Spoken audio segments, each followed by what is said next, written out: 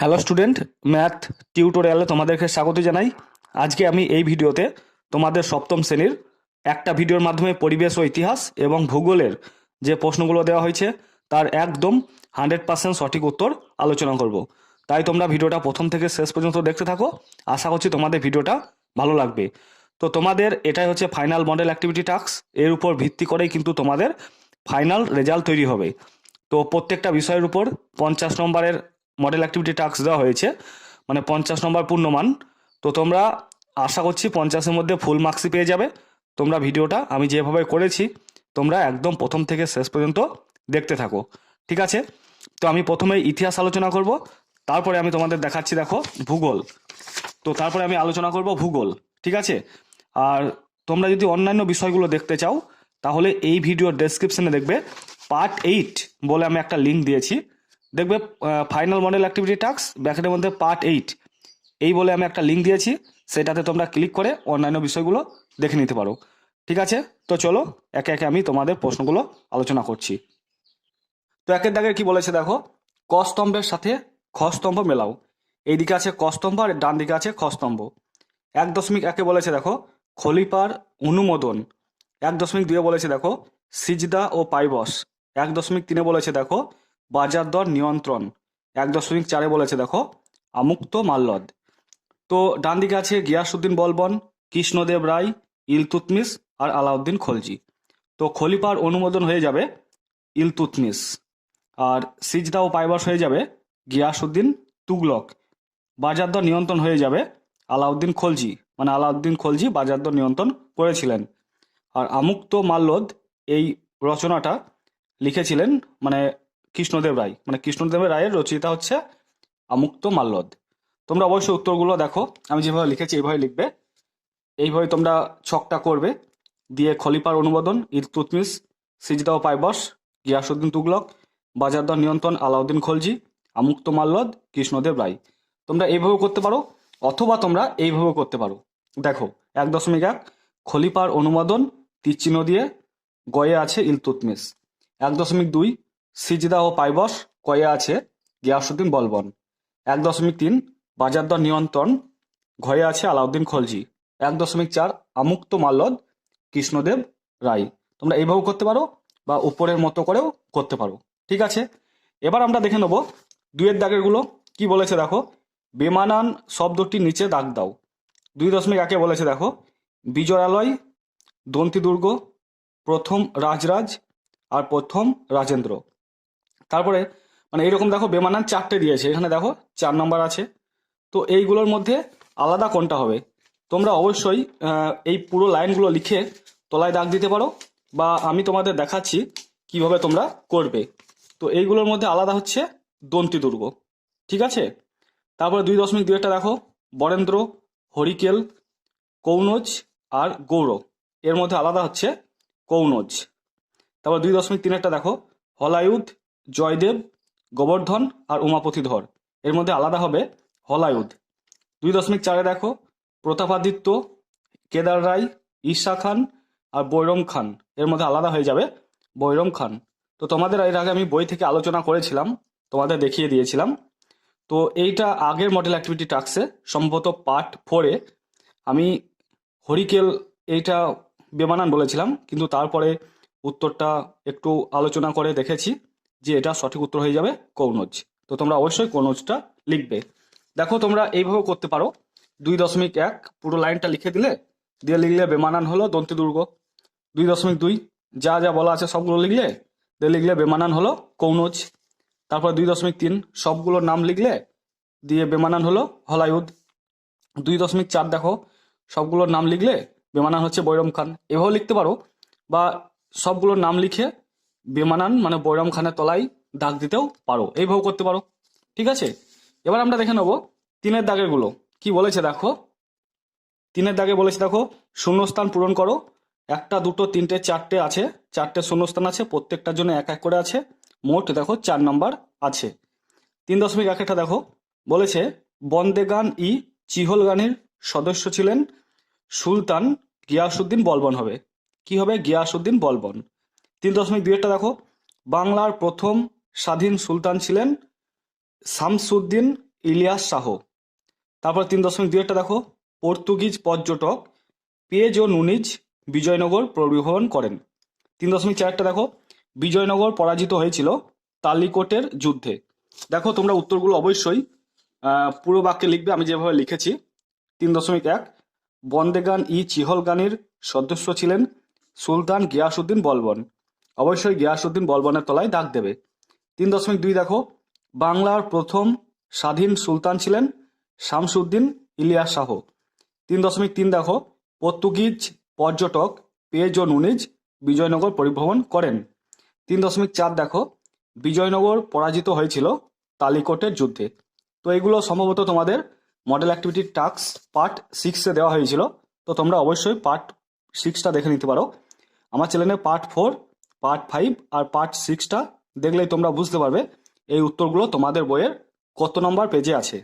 ঠিক আছে, এবার আমরা দেখে নেব সত্য মিথ্যাগুলো। কি বলেছে দেখো, 4-এর দাগের সত্য বা মিথ্যা নির্ণয় করো। 4টে দেওয়া আছে, প্রত্যেকটার জন্য এক এক আছে। দেখো 4টের জন্য 4 নম্বর আছে। দাগ ও হুলিয়া ব্যবস্থা চালু রাখেন শেষ শাহ। এটা সত্য না মিথ্যা? এটা হচ্ছে একদম সত্য। ঠিক আছে, তো তোমরা অবশ্যই পুরো বাক্যটা লিখে ডান দিকে লিখে দেবে সত্য। আমি যদিও তোমাদের একবার আমার খাতা থেকে দেখিয়ে দেব। তারপরে 4.2-টা কি বলেছে দেখো, 1576 খ্রিস্টাব্দে হলদিঘাটির যুদ্ধে আকবর রানা প্রতাপকে পরাজিত করেছিলেন। এটা হয়ে যাবে সত্য।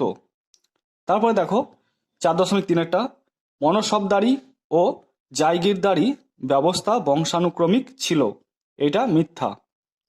তারপরে 4.4-টা কি বলেছে দেখো, রাজিয়া তার মুদ্রায় নিজেকে সুলতান বলে দাবি করেছেন। এটা হয়ে যাবে সত্য। তো এটা তোমাদের কোনো মডেল অ্যাক্টিভিটি টাস্কে দেয়নি, তার জন্য আমি তোমাদের একবার এটা বই থেকে দেখিয়ে দিচ্ছি। দেখো দেখো তোমাদের বইয়ের এটা হচ্ছে 45 নম্বর পেজ। এই 45 নম্বর পেজে দেখো এখানে লেখা আছে, রাজিয়া তার মুদ্রায় নিজেকে সুলতান বলে দাবি করেছেন। তো বুঝতে পারছো বাক্যটা হয়ে যাবে সত্য। আগেরগুলো কেন আমি বই থেকে আলোচনা করলাম না, কারণ প্রত্যেকটা আমি এর আগের মডেল অ্যাক্টিভিটি টাস্কগুলোতে আলোচনা করেছি, মানে পার্ট 4, পার্ট 5 আর পার্ট 6-এর মধ্যে। তোমাদের সব প্রশ্নগুলো এর মধ্যে আছে, আর যেগুলো নেই সেগুলো আমি বই থেকে তোমাদের দেখিয়ে দেবো। তারপরে 5 নম্বরটা কি বলেছে দেখো, 2-3টি বাক্যে উত্তর দাও।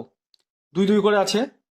আগের মডেল অ্যাক্টিভিটি টাস্কে সম্ভবত এটাকে বড় করে লিখতে হয়েছিল, তো এখানে 2-3টি বাক্যে মানে ছোট করে লিখতে হবে।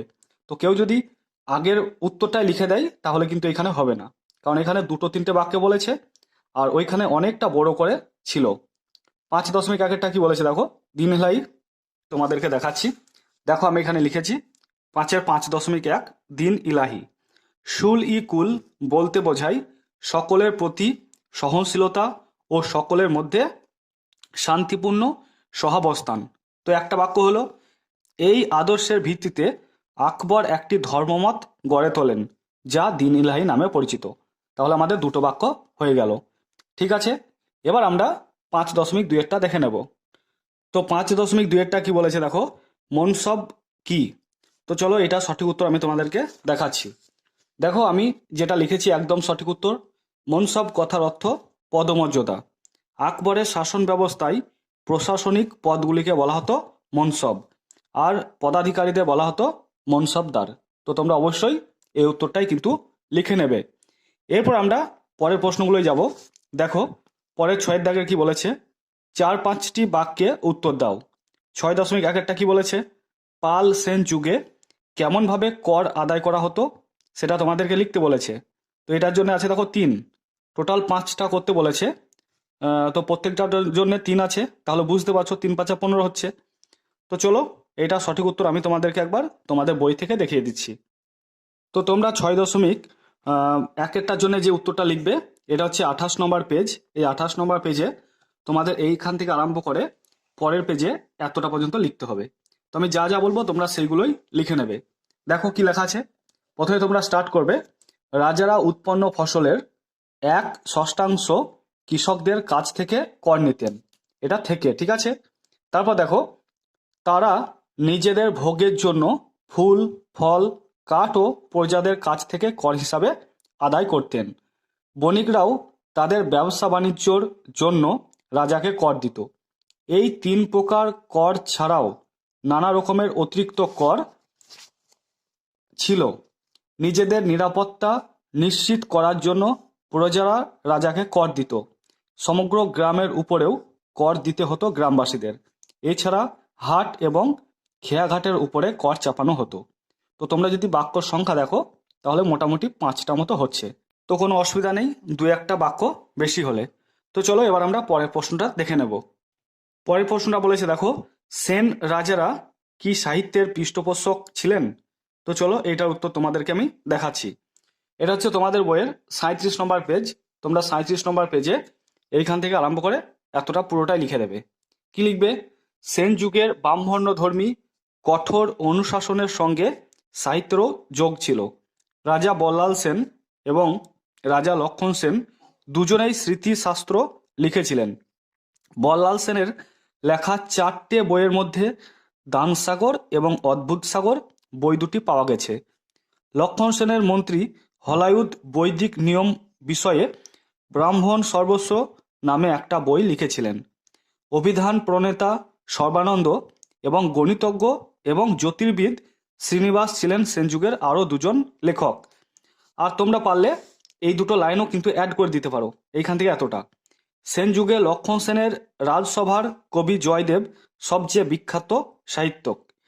তাঁর গীতগোবিন্দ কাব্যের বিষয় ছিল রাধাকৃষ্ণের প্রেমের কাহিনী। তো তোমরা এইটুকু লিখে অবশ্যই এই দুটো লাইন অ্যাড করে দিতে পারো, তাহলে তোমাদের উত্তরটা খুব সুন্দর করে দেখাবে। এবার আমরা দেখে নেব 6.3-এরটা কি বলেছে দেখো, ইক্তা ব্যবস্থা কি?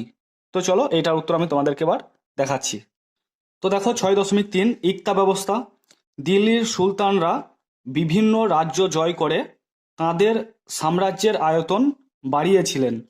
সুলতানরা যে সব রাজ্য জয় করতেন সেই রাজ্যগুলিকে একটি প্রদেশ বলে ধরে নেওয়া হতো। সুলতানি আমলে এই প্রদেশগুলিকে ইক্তা বলা হতো। ইক্তার দায়িত্বে থাকতেন একজন সামরিক নেতা, তাকে বলা হতো ইক্তাদার বা মুক্তি বা ওয়ালি। তো তোমাদের আমি যখন আগের মডেল অ্যাক্টিভিটি টাস্ক আলোচনা করেছিলাম তখন এইখান থেকে এতটা বলেছিলাম। তো এইখানে বাক্যের সংখ্যা বেশি করতে বলেছে, 4 থেকে 5টা বাক্য বলেছে, তার জন্য আমি এই দুটো লাইনও কিন্তু লিখে দিয়েছি। দেখো একটা বাক্য হচ্ছে, এ একটা দুটো বাক্য হচ্ছে, এ একটা 3টে বাক্য হচ্ছে, এ একটা 4টে হচ্ছে, একটা 5টা হচ্ছে, তাহলে কোনো অসুবিধা নেই। এবার আমরা দেখে নেব 6.4-এরটা কি বলেছে দেখো, খলজি বিপ্লব বলতে কি বোঝো? তো চলো এটার উত্তর আমি তোমাদেরকে তোমাদের টেক্সট বই থেকে দেখাচ্ছি। তো এইটা হচ্ছে তোমাদের বইয়ের 47 নম্বর পেজ। এই 47 নম্বর পেজে তোমরা এখান থেকে আরম্ভ করে এতটা পুরোটাই লিখে দেবে। দেখো 1290 খ্রিস্টাব্দে জালাল উদ্দিন ফিরোজ খলজি বলবনের বংশধরদের ক্ষমতা থেকে সরিয়ে দিয়ে সুলতান হন। এই ঘটনাকে খলজি বিপ্লব বলা হয়। এর ফলে দিল্লিতে ইলবাড়ি তুর্কি অভিজাতদের ক্ষমতা চলে যায়। তার বদলে খলজি তুর্কি ও হিন্দুস্তানিদের ক্ষমতা বেড়ে গিয়েছিল। দেখো একটা বাক্য হলো, এ একটা দুটো হলো, এইখান থেকে এ একটা 3টে হলো, এ একটা 4টে বাক্য হয়ে গেল। তো 4 থেকে 5টা বলেছে, আমাদের 4টে বাক্য কিন্তু হয়ে গেল। তো চলো এবার আমরা পরের প্রশ্নটা দেখে নেব। পরের প্রশ্নটা কি বলেছে দেখো, দাক্ষিণাত্য ক্ষত বলতে কি বোঝো? তো এই উত্তরটা আমি আগের মডেল অ্যাক্টিভিটি টাস্কে যা লিখেছিলাম এই মডেল অ্যাক্টিভিটি টাস্কে তাই লিখেছি, কোনো হেরফের করার দরকার পড়েনি। দেখো উত্তরটা দেখলেই তোমরা বুঝতে পারবে। দেখো দাক্ষিণাত্য ক্ষত খ্রিস্টীয় সপ্তদশ শতকে অরঙ্গজেবের সময়ে মারাঠাদের শক্তি বেড়ে গিয়েছিল। অরঙ্গজেব ভেবেছিলেন যে দক্ষিণী রাজ্যগুলি জয় করতে পারলে সেখান থেকে অনেক বেশি রাজস্ব আদায় করা যাবে, তার সঙ্গে মারাঠাদের দমন করাও সহজ হবে। কিন্তু বাদশাহ যা ভেবেছিলেন তা হলো না। তার বদলে বহু বছরের রক্তক্ষয়ী যুদ্ধে মুঘলদের অনেক আর্থিক ক্ষতি হলো। দাক্ষিণাত্য যুদ্ধের এই ক্ষত আর সারল না, একেই দাক্ষিণাত্য ক্ষত বলে। তো দেখো এ একটা বাক্য, এ একটা বাক্য, দুটো বাক্য হলো, এ একটা বাক্য 3টে বাক্য, এইখান থেকে এতটা 4টে বাক্য, এ একটা 5টা বাক্য, এ একটা 6টা বাক্য, তাহলে 4 থেকে 5টা বাক্য বলেছে, আমাদের জাস্ট একটা বাক্য বেশি হয়েছে, কোনো অসুবিধা নেই, একদম সঠিক উত্তর আমি আলোচনা করলাম। তো আমি এটা তোমাদের বই থেকেই সাজিয়ে গুছিয়ে লিখেছি। তোমাদের বইয়ে কত নম্বর পেজে আছে আগের মডেল অ্যাক্টিভিটি টাস্কে আমি আলোচনা করেছি, তাই আমি এখানে বই দেখে তোমাদের আর আলোচনা করলাম না। ঠিক আছে, এবার আমরা পরের প্রশ্নটা দেখে নেব। এরপরে 7 দাগের কি বলেছে দেখো, 8 থেকে 10টি বাক্যে উত্তর দাও। তো প্রত্যেকটার জন্য দেখো 5 আছে, 3টে করতে হচ্ছে, তো 3 5 15 নম্বর। 7.1 কি বলেছে, বখতিয়ার খলজির বাংলা আক্রমণের পর বাংলাতে কি কি পরিবর্তন ঘটেছিল। তো তোমাদের বই থেকে আমি দেখিয়ে দিচ্ছি তোমাদের বইয়ের কতটুকু লিখতে হবে। তো দেখো এটা হচ্ছে তোমাদের বইয়ের 21 নম্বর পেজ। এই 21 নম্বর পেজে দেখো এইখানে লেখা আছে বাংলায় তুর্কি অভিযান। তো তোমরা উত্তরটা এইখান থেকে লিখতে শুরু করবে। আনুমানিক 1204 খ্রিস্টাব্দের শেষ বা 1205 খ্রিস্টাব্দের প্রথম দিকে তুর্কি সেনাপতি ইখতিয়ার উদ্দিন মোহাম্মদ বখতিয়ার খলজি বাংলার নদিয়া দখল করেছিলেন। তো তোমরা যদি এই পুরো নামটা না লেখো, ডাইরেক্ট লিখতে পারো বখতিয়ার খলজি বাংলার নদিয়া দখল করেছিলেন। সেই থেকে বাংলায় তুর্কি শাসন শুরু হয়েছিল। তো এই দুটো লাইন লিখবে। তারপরে যেগুলো লিখতে হবে তোমাদেরকে আমি দেখাচ্ছি, দেখো। তারপরে লিখবে তুর্কিরা বিনা যুদ্ধেই নদিয়া জয় করে। এরপর বখতিয়ার নদিয়া ছেড়ে লক্ষণাবর্তী অধিকার করে নিজের রাজধানী স্থাপন করেন। তাহলে একটা পরিবর্তন হলো, নিজের রাজধানীটা কিন্তু স্থাপন করলেন। এই শহরকে সমকালীন ঐতিহাসিকরা লখনৌতি বলে উল্লেখ করেছেন। বখতিয়ার খলজি নিজের নতুন রাজ্যকে কয়েকটি ভাগে ভাগ করে প্রত্যেক ভাগের জন্য একজন করে শাসনকর্তা নিযুক্ত করেন। তো আর একটা পরিবর্তন হলো, এই সব শাসনকর্তারা ছিলেন তার সেনাপতি। বখতিয়ার খলজি লখনৌতিতে মসজিদ, মাদ্রাসা এবং সুফি সাধকদের আস্তানা তৈরি করে দেন। তো এটা আর একটা কিন্তু পরিবর্তন। তারপরে দেখো, লখনৌতি রাজ্যের সীমানা উত্তরে দিনাজপুর জেলার দেবকোট থেকে রংপুর শহর, দক্ষিণে পদ্মা নদী, পূর্বে তিস্তা ও করতোয়া নদী এবং পশ্চিমে বখতিয়ার খলজি অধিকৃত বিহার পর্যন্ত বিস্তৃত ছিল। এরপর বখতিয়ার খলজি তিব্বত আক্রমণ করে রাজ্য বিস্তার করার চেষ্টা করেন, কিন্তু সেই চেষ্টা সফল হয়নি। তাহলে দেখো আমাদের 8 থেকে 10টি বাক্যই হলো। আগের পেজে 2টো বাক্য ছিল, এ একটা 3টে বাক্য, এ একটা 4টে বাক্য, এ একটা 5টা বাক্য, এ একটা 6টা বাক্য, এ একটা 7টা বাক্য, এ একটা 8টা বাক্য। তারপর এখানে একটা দেখো 9টা বাক্য, 10টা বাক্য। তোমাদের 10টা মতো বাক্য হচ্ছে। তো তোমরা অবশ্যই লিখে দিতে পারো, কোনো অসুবিধা নেই। আমাদের প্রশ্নে তো বলেছে 8 থেকে 10টি বাক্য। ওকে, তো তোমরা এই পুরোটাই লিখে দেবে। তো চলো এবার আমরা পরের প্রশ্নে যাব। পরের দেখো 7.2 কি বলেছে, কৃষ্ণদেব রায়কে কেন বিজয়নগরের শ্রেষ্ঠ শাসক বলা হয়। তো এটা উত্তর তো এর আগের মডেল অ্যাক্টিভিটি টাস্ক আমি তোমাদের বই থেকে দেখিয়ে দিয়েছিলাম। তো আমি আর বই থেকে দেখাচ্ছি না, আমি ডাইরেক্ট উত্তরে যাচ্ছি। দেখো এখানে লিখেছি 7.2, বীরসিংহের পর বিজয়নগর সিংহাসনে বসেন কৃষ্ণদেব রায়। তিনি ছিলেন তুলুভু বংশের শ্রেষ্ঠ শাসক। তিনি বিজাপুরের সুলতানকে পরাজিত করে বিজাপুর রাজ্য দখল করেছিলেন। তিনি উড়িষ্যার রাজাকে পরাজিত করে কিছু অঞ্চল জয় করেছিলেন। তিনি শিল্প, সাহিত্য, সঙ্গীত ও জ্ঞানী ব্যক্তিদের উন্নতিতে সহায়তা করতেন। তাঁর রাজসভায় যে বিখ্যাত 8জন পণ্ডিত ব্যক্তি ছিলেন তারা অষ্টদিগ্গজ নামে পরিচিত। তিনি নিজেও একজন সাহিত্যিক ছিলেন। তিনি তেলেগু ভাষায় আমুক্তমাল্যদ নামে একটি গ্রন্থ রচনা করেন।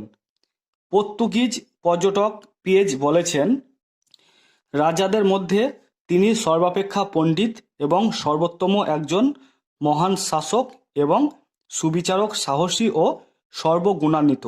তো এটা কে বলেছেন না পিয়েজ বলেছেন। তো অবশ্যই এটা তোমরা কোটেশনের মধ্যে রাখবে। এই সব কারণের জন্য কৃষ্ণদেব রায়কে বিজয়নগরের শ্রেষ্ঠ শাসক বলা হয়। তাহলে অবশ্যই তোমরা বুঝতে পেরেছ তোমাদের সঠিক উত্তরটা। এবার আমরা দেখে নেব 7.3 কি বলেছে, দেখো, শের শাহের যে কোনো 2টি প্রশাসনিক সংস্কার সম্পর্কে সংক্ষেপে আলোচনা করো। তো চলো এটা উত্তর আমি তোমাদের টেক্সট বই থেকে আলোচনা করব। তো এইটা হচ্ছে তোমাদের বইয়ের 73 নম্বর পেজ। এই 73 নম্বর পেজে দেখো এখানে লেখা আছে শের শাহের সংস্কার। তো যে কোনো 2টো সংস্কার লিখতে বলেছে, এ একটা সংস্কার লিখবে আর এ একটা সংস্কার লিখবে, তাহলে 8টি বাক্য কিন্তু হয়ে যাবে। তো প্রথমে শুরু করবে, শের শাহের প্রশাসনিক ব্যবস্থা, রাজস্ব ব্যবস্থা ও জনহিতকর কাজের সঙ্গে সুলতান আলাউদ্দিন খলজি ও সম্রাট আকবরের শাসন ব্যবস্থার অনেকটা মিল ছিল। শাসন পরিচালনা ও রাজস্ব ব্যবস্থার শের শাহ কিছু সংস্কার করেছিলেন। 1 নম্বর দিয়ে লিখবে, শের শাহ কৃষককে পাট্টা দিতেন। এই পাট্টায় কৃষকের নাম, জমিতে কৃষকের অধিকার, কত রাজস্ব দিতে হবে প্রভৃতি লেখা থাকতো। তার বদলে কৃষক রাজস্ব দেওয়ার কথা কবুল করে কুবলিয়ত নামে অন্য একটি দলিল রাষ্ট্রকে দিত। তো এই একটা বাক্য, এই একটা দুটো, তিনটে, চারটে, পাঁচটা বাক্য কিন্তু হলো। তারপরে 2 নম্বর দিয়ে লিখবে, যোগাযোগ ব্যবস্থায় উন্নতি ঘটাতে শেরশাহ সড়ক পথের উন্নতি করেন। তিনি বাংলার সোনারগাঁ থেকে উত্তর পশ্চিম সীমান্তে পেশোয়ার পর্যন্ত বিস্তৃত একটি সড়ক সংস্কার করেন। রাস্তাটির নাম ছিল সড়ক-ই-আজম। এই রাস্তায় পরবর্তীকালে গ্র্যান্ড ট্যাঙ্ক রোড নামেও খ্যাত হয়। এছাড়াও আগ্রা থেকে যোধপুর এবং চিতোর পর্যন্ত একটি সড়ক তৈরি হয়। লাহোর থেকে মুলতান পর্যন্ত আরও একটি রাস্তা তৈরি হয়। তো তোমরা অবশ্যই এখান থেকে আরম্ভ করে এতটা লিখে দেবে। 1 নম্বরটা কি বলেছে দেখো, বিকল্পগুলি থেকে ঠিক উত্তরটি নির্বাচন করে লেখো। তো এখানে দেখো 9 নম্বর আছে, 9কে 9, এর অর্থ 9টা কিন্তু কোয়েশ্চেন দেওয়া হয়েছে। তো প্রত্যেকটার আন্ডারে 4টে করে অপশন আছে, যেটা সঠিক উত্তর সেটা তোমাদেরকে খুঁজে নিয়ে লিখতে হবে। এর আগে যত মডেল অ্যাক্টিভিটি টাস্ক দেওয়া হয়েছিল সমস্ত মডেল অ্যাক্টিভিটি টাস্ক আমি তোমাদের বই থেকে দেখিয়ে দিয়েছিলাম। এটাতে দেখাতে পারছি না, এই কারণেই। এটা বুঝতে পারছো 50 নম্বরের, আর প্রত্যেকটা দেখাতে গেলে অনেক সময় লেগে যাবে। আর এইগুলো তোমাদের বেশিরভাগ পার্ট 4, পার্ট 5 আর পার্ট 6-এর মধ্যে ছিল। তো তোমরা যদি কেউ যাচাই করতে চাও যে এই প্রশ্ন উত্তরগুলো আমি ঠিক বলছি কিনা, তাহলে আমি পার্ট 4, পার্ট 5 আর পার্ট 6-এ যে প্রশ্ন উত্তরগুলো আলোচনা করেছি তোমাদের বই থেকে দেখিয়ে দেখিয়ে, তো তোমরা সেগুলো দেখে নিতে পারো। মানে এই প্রশ্ন উত্তরগুলোই এই 4টে মডেল অ্যাক্টিভিটি টাস্কের মধ্যে আছে। এইগুলোকে একসঙ্গে কম্পাইল করে এই মডেল অ্যাক্টিভিটি টাস্কটা কিন্তু বানানো হয়েছে। তো আমরা 1.1 দেখে নেব।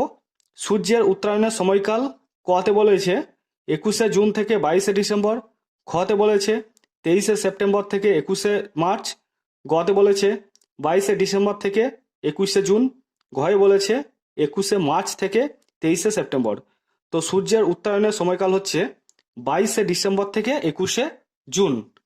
1.2টা কি বলেছে দেখো, কোনো মানচিত্রে সমচাপ রেখাগুলি খুব কাছাকাছি অবস্থান করলে সেখানে বায়ুচাপ বেশি হয়, না বায়ুচাপের পার্থক্য বেশি হয়, না বায়ুচাপ কম হয়, না বায়ুচাপের পার্থক্য কম হয়। সঠিক উত্তর হয়ে যাবে বায়ুচাপের পার্থক্য বেশি হয়। তারপরে 1.3টা কি বলেছে দেখো, টোকিও ইয়োকোহামা শিল্পাঞ্চলের উন্নতির অন্যতম প্রধান কারণ হলো, কতে বলেছে খনিজ ও শক্তি সম্পদের সহজলভ্যতা, ক্ষয় বলেছে স্বল্প জনঘনত্ব, গয়ে বলেছে দেখো উন্নত প্রযুক্তি ও দক্ষ শ্রম, ঘয়ে বলেছে দেখো সমুদ্র থেকে দূরবর্তী স্থানে অবস্থান। সঠিক উত্তর হয়ে যাবে উন্নত প্রযুক্তি ও দক্ষ শ্রম। তো তোমরা অবশ্যই পুরো বাক্যে লিখবে। দেখো আমি খাতার মধ্যে লিখেছি 1.1 সূর্যের উত্তরায়ণের সময়কাল 22শে ডিসেম্বর থেকে 21শে জুন। 1.2 দেখো, কোনো মানচিত্রে সমচাপ রেখাগুলি খুব কাছাকাছি অবস্থান করলে সেখানে বায়ুচাপের পার্থক্য বেশি হয়। 1.3 দেখো, টোকিও ইয়োকোহামা শিল্পাঞ্চলের উন্নতির অন্যতম প্রধান কারণ হলো উন্নত প্রযুক্তি ও দক্ষ শ্রম। এবার আমরা 1.4 দেখে নেব।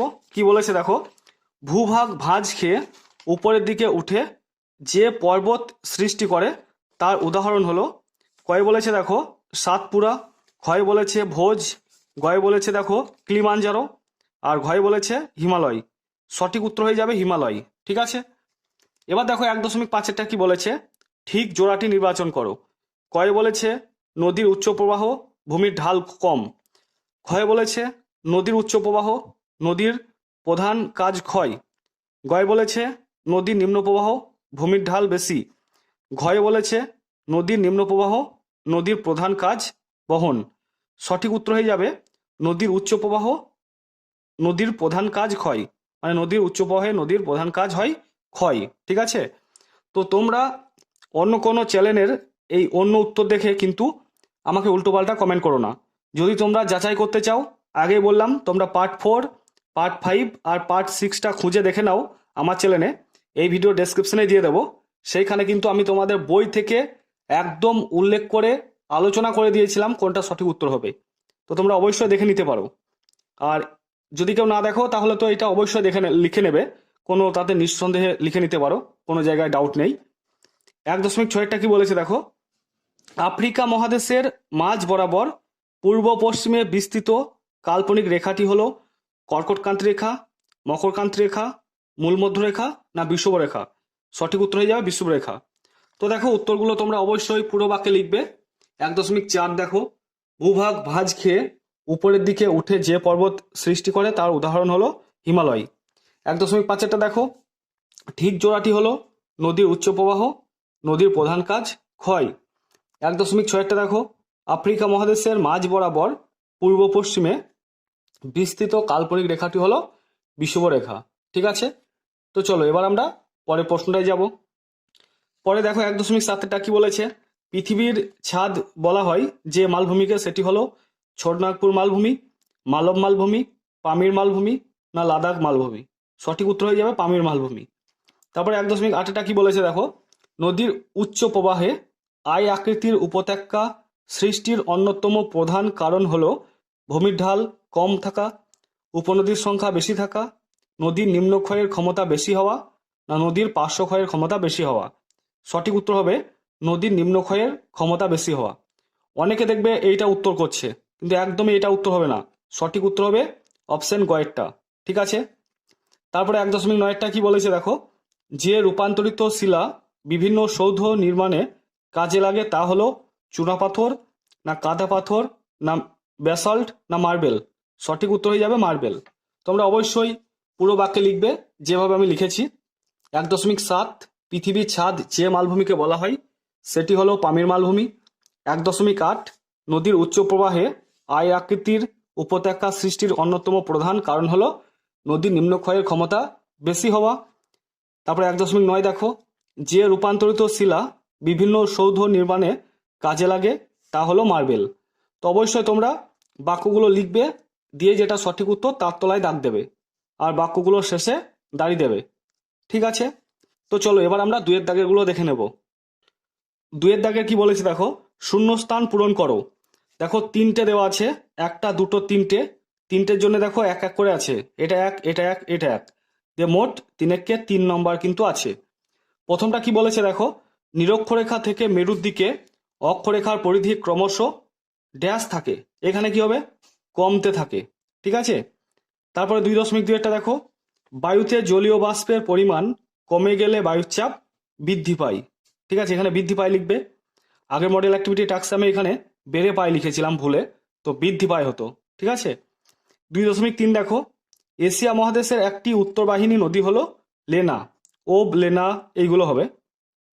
তো তোমরা অবশ্যই খাতার মধ্যে দেখো আমি যেভাবে লিখেছি এভাবে লিখবে। 2.1, নিরক্ষরেখা থেকে মেরুর দিকে অক্ষরেখার পরিধি ক্রমশ কমতে থাকে। তারপর 2.2, বায়ুতে জলীয় বাষ্পের পরিমাণ কমে গেলে বায়ুচাপ বৃদ্ধি পায়।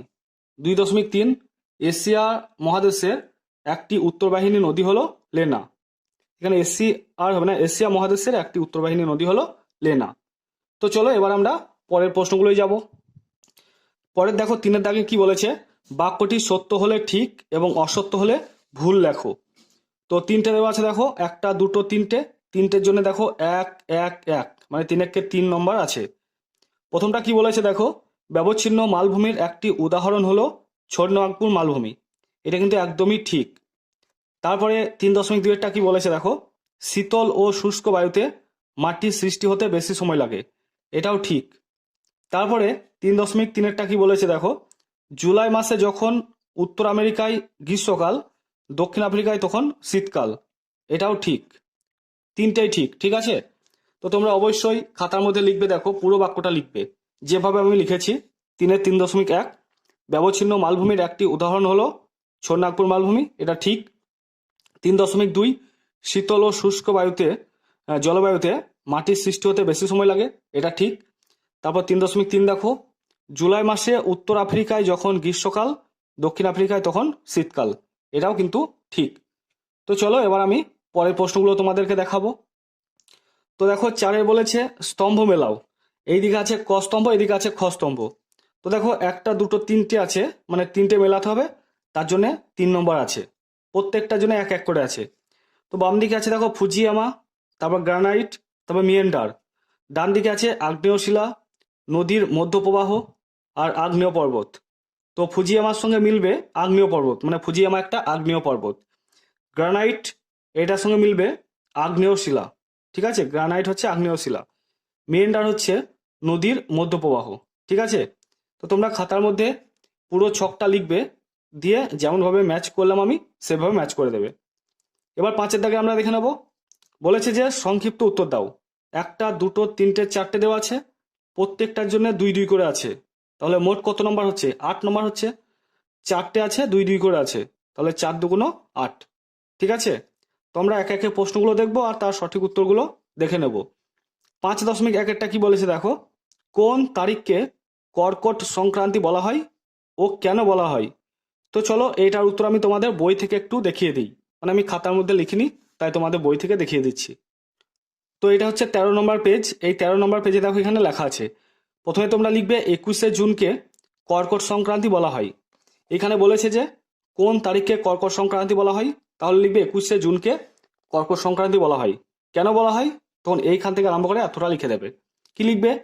21শে জুন পৃথিবী নিজ কক্ষপথে এমন একটা জায়গায় আসে যে উত্তর গোলার্ধে কর্কটক্রান্তি রেখার উপর লম্বভাবে সূর্যরশ্মি পড়ে। এই দিন উত্তর গোলার্ধের দিন সব থেকে বড় আর দক্ষিণ গোলার্ধে সব থেকে ছোট হয়। সুমেরু বৃত্তে 24 ঘন্টায় সূর্যকে দেখা যায়, আর কুমেরু বৃত্তে 24 ঘন্টায় অন্ধকার থাকে।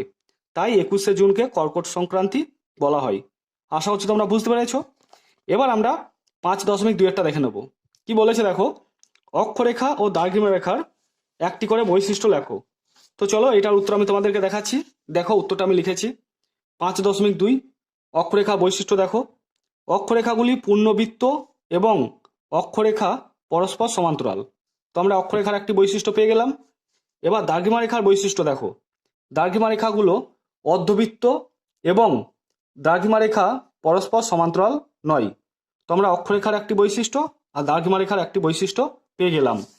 এবার 5.3 দেখে নেব। কি বলেছে দেখো, সুউচ্চ হিমালয় পর্বত কিভাবে আমাদের দেশের জলবায়ুকে প্রভাবিত করে? তো দেখো উত্তরটা আমি এখানে লিখেছি। 5.3 ভারতের উত্তরে হিমালয় পর্বত অবস্থান করায় গ্রীষ্মকালে জলীয় বাষ্পপূর্ণ দক্ষিণ পশ্চিম মৌসুমী বায়ুর প্রভাবে প্রচুর বৃষ্টিপাত ঘটে। তো একটা আমরা প্রভাব পেয়ে গেলাম। আর একটা দেখো, এবং শীতকালে সাইবেরিয়ার শুষ্ক শীতল বাতাস ভারতে প্রবেশে বাধাপ্রাপ্ত হয়। তো আমরা দুটো প্রভাব দেখে নিলাম। তো অবশ্যই তোমরা আমি যতটুকুই লিখেছি ততটুকুই লিখবে, আর এই নম্বরগুলো কিন্তু তোমরা ঠিকঠাক করে দেবে। এবার আমরা 5.4 দেখে নেব। 5.4 কি বলেছে দেখো, ভূমির ঢাল ও উচ্চতার ভিত্তিতে মালভূমি ও সমভূমির পার্থক্য নিরূপণ করো। যেহেতু 2 আছে তাই আমাদের দুটো লিখতে হবে। কিসের উপর ভিত্তি করে? না, ভূমির ঢাল আর উচ্চতার ভিত্তিতে। দেখো আমি এখানে লিখেছি মালভূমি সমভূমি, বিষয় হচ্ছে ভূমির ঢাল আর উচ্চতা, এই দুটোর উপর ভিত্তি করেই তো লিখতে বলেছে। দেখো মালভূমির ক্ষেত্রে চারিদিকে খাড়া ঢাল আছে, আর সমভূমির ক্ষেত্রে দেখো বিস্তৃত নিচু ও সমতল বা সামান্য ঢেউ খেলানো হতে পারে। উচ্চতা দেখো, মালভূমির উচ্চতা হচ্ছে 300 মিটারের বেশি উচ্চতা, আর সমভূমির দেখো 300 মিটারের কম উচ্চতা। ঠিক আছে, তো তোমরা অবশ্যই এই দুটো পার্থক্য লিখে নেবে। তো চলো এবার আমরা পরের প্রশ্নগুলো দেখে নেব। এবার 6 দাগে দেখো বলেছে নিচের প্রশ্নগুলির উত্তর দাও। তো 1, 2, 3 দেওয়া আছে, প্রত্যেকটার জন্য কিন্তু 3 3 করে আছে। এটার জন্য 3, এটার জন্য 3, এইটার জন্য 3। তাহলে 3 3 3 যোগ করলে মোট কত নম্বর হচ্ছে? 9 নম্বর হচ্ছে। তো প্রথম প্রশ্নটা কি বলেছে দেখো, মেরু অঞ্চল ও নিরক্ষীয় অঞ্চলে বায়ুর উষ্ণতার তারতম্য কিভাবে দুই অঞ্চলের বায়ুচাপকে নিয়ন্ত্রণ করে তা ব্যাখ্যা করো। তো চলো এটা তোমাদের বই থেকে দেখাচ্ছি। এটা তোমাদের বইয়ের 33 নম্বর পেজ। এইখানে লেখা আছে দেখো, বায়ুচাপ কম হয়। এইখানে পুরোটাই আছে, মানে এইখান থেকে তোমাদের প্রথম থেকে আরম্ভ করে এতটা লিখতে হবে। প্রশ্নটা দেখলেই তোমরা বুঝতে পারবে যে মেরু অঞ্চল ও নিরক্ষীয় অঞ্চলে বায়ুর উষ্ণতার তারতম্যের কিভাবে দুই অঞ্চলে বায়ুচাপকে নিয়ন্ত্রিত করে। তো এখানে দেখো লেখা আছে মেরু অঞ্চল আর এখানে আছে নিরক্ষীয় অঞ্চল। তো আমরা দেখে নেব। তো তোমরা 6.1 বলে পয়েন্ট করে এখান থেকে এতটা লিখে দেবে। যেহেতু 3 আছে তো তোমাদের পুরোটাই লিখে দিতে হবে। বায়ুর উষ্ণতার পরিবর্তন হলে বায়ুর আয়তন ঘনত্বের পরিবর্তন হয়। যেমন বায়ু উত্তপ্ত হলে বায়ুর অণুগুলোর গতিবেগ বৃদ্ধি পায় এবং পরস্পরের থেকে দূরে সরে যেতে থাকে। এভাবে উষ্ণ বায়ু হালকা হয়ে প্রসারিত হয় এবং উপরে উঠে যায়। বায়ুর ঘনত্ব কমে যায়, অর্থাৎ নির্দিষ্ট আয়তনের বায়ুতে অণুর সংখ্যাও কমে যায় এবং বায়ুর চাপও কমে যায়। বায়ু শীতল হলে সংকুচিত হয় এবং বায়ুর ঘনত্ব বেড়ে যায়, তাই বায়ুর চাপও বেড়ে যায়। এই কারণে শীতল মেরু অঞ্চলে বায়ুর চাপ বেশি এবং উষ্ণ নিরক্ষীয় অঞ্চলে বায়ুর চাপ কম হয়। তো তোমরা অবশ্যই এইখান থেকে আরম্ভ করে এতটা লিখে নেবে। তো চলো এবার আমরা পরের প্রশ্নটা দেখে নেব। পরের দেখো 6.2 কি বলেছে, মাটির দানার আকারের উপর ভিত্তি করে মাটির শ্রেণীবিভাগ করো আর প্রতিটি শ্রেণীর একটি করে বৈশিষ্ট্য লেখো। তো আমরা ভাগটা করব আর প্রতিটি ভাগের একটা করে বৈশিষ্ট্য লিখে নেব। তো চলো এটার উত্তর আমি তোমাদেরকে দেখাচ্ছি। দেখো আমি লিখেছি এখানে 6.2, মাটির দানার আকারের উপর ভিত্তি করে মাটিকে 3 ভাগে ভাগ করা হয়, যথা বেলে মাটি, এঁটেল মাটি আর হচ্ছে দোআঁশ মাটি। এবার বেলে মাটি আর এঁটেল মাটি আর দোআঁশ মাটির একটা করে বৈশিষ্ট্য দেখে নেব। দেখো বেলে মাটির দানা মোটা, আর এঁটেল মাটি দেখো, এঁটেল মাটির এখানে চন্দ্রবিন্দু দেবে, এঁটেল মাটির দানা সূক্ষ্ম। 3 নম্বর দেখো দোআঁশ মাটিতে বালি ও কাদার ভাগ সমান থাকে। আশা করছি তোমরা বুঝতে পেরেছো। তোমরা দানার ভিত্তিতে 3টে ভাগ দেখলাম আর প্রত্যেকটা ভাগের একটা করে বৈশিষ্ট্য দেখে নিলাম। এবার আমরা দেখে নেব 6.3 কি বলেছে। দেখো, নীল নদের উপর কি উদ্দেশ্যে আসোয়ান বাঁধ নির্মাণ করা হয়েছিল। তো এটার জন্য 3 আছে, তো আমি দেখো তোমাদের 3 নম্বরের মতো করে লিখেছি। দেখো 6.3, নীলনদ মরুভূমি অঞ্চলের উপর দিয়ে প্রবাহিত হওয়ায় নদীর গতিপথের দুপাশে প্রতি বছর বিপুল পরিমাণে পলি সঞ্চিত হয়ে সৃষ্টি হয়েছে উর্বর কৃষিজমি। প্রবল বৃষ্টিপাতের ফলে নীলনদের নিম্ন অববাহিকা ও বদ্বীপ অঞ্চল প্রতি বছর প্লাবিত হয়। তাই বন্যা নিয়ন্ত্রণ এবং মরু অঞ্চলে স্থায়ীভাবে জলসেচের জন্য বহুমুখী নদী পরিকল্পনার মাধ্যমে নীলনদের উপর আসোয়ান বাঁধ নির্মাণ করা হয়েছে। এই বাঁধের সাহায্যে সারা বছর জল ধরে রেখে উষ্ণ মরু অঞ্চলে কৃষিকাজের মাধ্যমে তুলা, আখ, তামাক, বার্লি, খেজুর ইত্যাদি উৎপাদিত হচ্ছে। আশা করছি তোমরা বুঝতে পেরেছো। তো আমি যতটা লিখেছি ততটাই তোমরা লিখে নেবে, ঠিক আছে? তো চলো এবার আমরা 7 দাগেরগুলো দেখে নেব। 7 দাগের কি বলেছে দেখো, নিচের প্রশ্নগুলির উত্তর দাও। তো প্রত্যেকটার জন্য কিন্তু 5-5 করে আছে। দেখো 3টে প্রশ্ন দেওয়া আছে, এটার জন্য 5, এটার জন্য 5, এটার জন্য 5। আমি যত উত্তর আলোচনা করছি সমস্ত উত্তরগুলো কিন্তু আমি এর আগে তোমাদের বই থেকে দেখিয়ে দিয়েছিলাম। আবারও বলে দিচ্ছি, পার্ট 4, পার্ট 5 আর পার্ট 6-এ তোমরা পেয়ে যাবে কত নম্বর পেজে কোথায় আছে সেইগুলো। তো আমি আর দেখাচ্ছি না, এটাতেই দেখো ভিডিওটা কতটা বড় হয়ে যাচ্ছে।